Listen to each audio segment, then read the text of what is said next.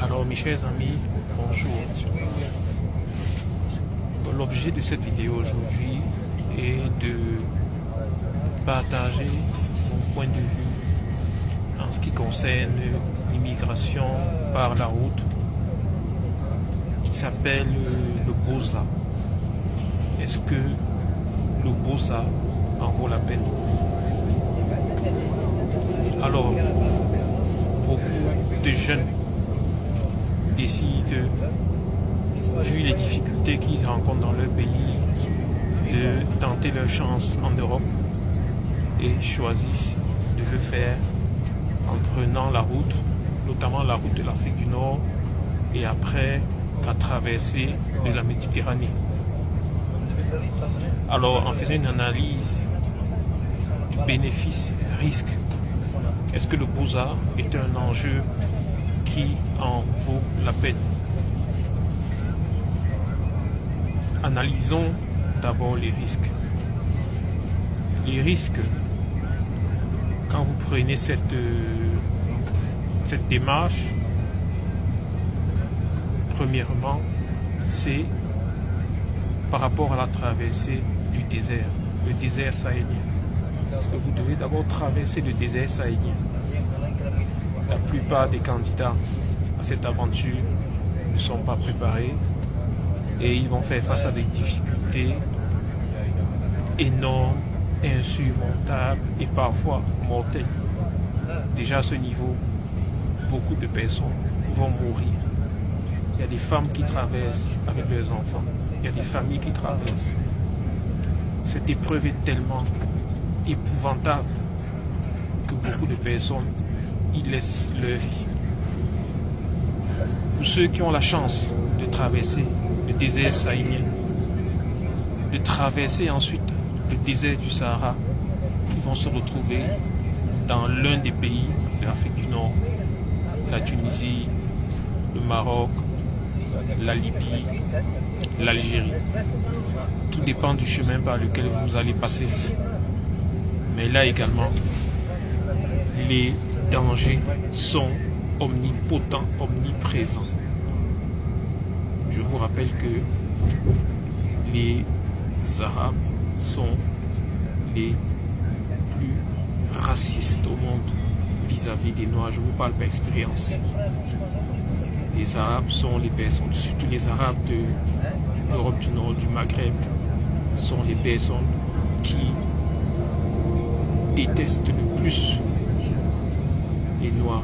C'est dans les pays sahéliens que vous avez les plus grands racistes. Donc là également, vous êtes en danger.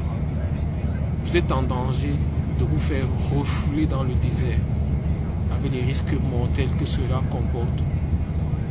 Vous êtes en danger d'être pris en esclave. Vous pouvez être pris, être vendu à des gens et travailler en tant qu'esclave. Donc, l'Europe du Nord, c'est l'une des rares parties dans le monde où l'esclavage, la traite des Noirs existe encore. Donc, vous pouvez être vendu comme esclave. Les femmes, vous courez le risque de vous faire violer, de vous faire vendre dans la prostitution. Vos enfants, si vous voyagez avec eux, peuvent être abattus, peuvent être massacrés, peuvent être tout simplement violés. Les hommes aussi, vous risquez de vous faire tuer dans un pays comme la Libye, qui est un no man's land. Il y a des camps d'esclaves, des camps de concentration, spécialement pour les Noirs, où vous êtes torturés, vous êtes battus, vous êtes assassinés. Donc, pour ceux qui ont surpassé l'étape du désert, qui sont arrivés dans ces pays du Maghreb, il y a un dernier obstacle qui est tout aussi mortel, voire plus que les autres. C'est la traversée de la Méditerranée. La traversée de la Méditerranée est également un danger mortel. Vous avez de fortes chances que votre embarcation chavire et des fois même la Méditerranée est surveillée par des gardes-côtes des pays de l'Europe du Nord. Des fois les gardes-côtes ils vous tirent dessus, ils coulent votre embarcation et vous avez très grande chance d'y laisser votre vie. Quand vous avez surmonté tous ces obstacles et que vous avez la chance d'arriver en Europe, vous arrivez en Europe évidemment sans papier. Vous allez arriver en Italie ou en Espagne. Et là, c'est le début de votre enfer européen parce que n'ayant pas de papier, vous vivez comme une souris. Vous n'avez aucune existence légale. Vous n'avez pas le droit au travail. Vous vivez dans la rue. Vous mangez dans les poubelles.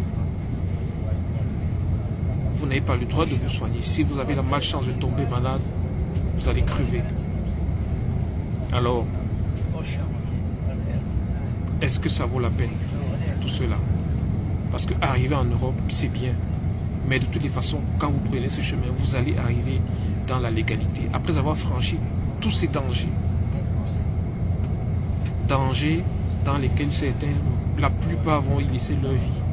Vous arrivez en Europe, vous n'avez pas de légalité. Et là, l'enfer continue pour vous. Voilà une vie qui est détruite, une jeunesse qui est gâchée. Est-ce que vraiment c'est un chemin qui en vaut la peine? Posez-vous bien la question. Et quand vous allez voir les montants que vous avez dépensés, avec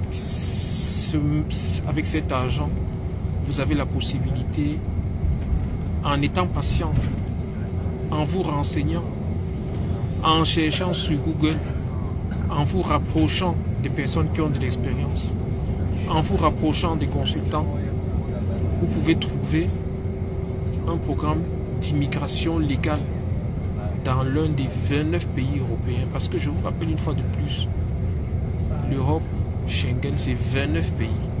Donc quand vous êtes dans l'un de ces 29 pays, vous avez pratiquement les avantages que vous auriez dans tous les autres.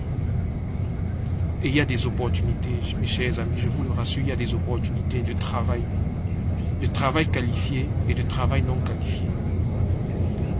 Donc, il faut juste avoir l'information, il faut juste connaître le bon programme pour vous. Donc, avec l'argent que vous dépensez pour Boza, entre guillemets,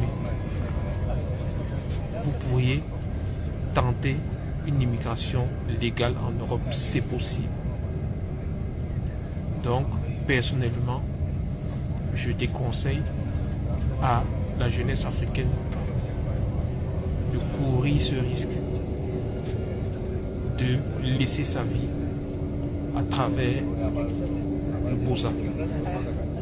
Chercher des voies d'immigration légale, il y en a. Je vous rassure qu'il y en a. Alors, ça c'était juste mon point de vue par rapport à la question. Mais évidemment, ça n'engage personne. Je dis juste ce que je pense. Donc, si vous êtes jeune et que vous rêvez de l'Europe, que vous avez besoin de conseils, vous avez besoin de vous faire accompagner, contactez-nous et nous allons réfléchir ensemble pour trouver la meilleure démarche d'immigration légale pour vous. Vous pouvez nous écrire par WhatsApp. Nous avons 2 numéros WhatsApp qui s'affichent en bas de votre écran. Nous avons pour le moment une agence à Porto et une agence à Yaoundé, mais nous sommes capables de répondre aux sollicitations venant du monde entier. Donc, quel que soit le pays africain où vous êtes, nous pouvons vous aider. Écrivez-nous. Alors, je vous demande de vous abonner à notre chaîne. Je vous demande également de liker cette vidéo et de la partager. Alors mes chers amis, je vous souhaite de bien vous porter en attendant la prochaine vidéo.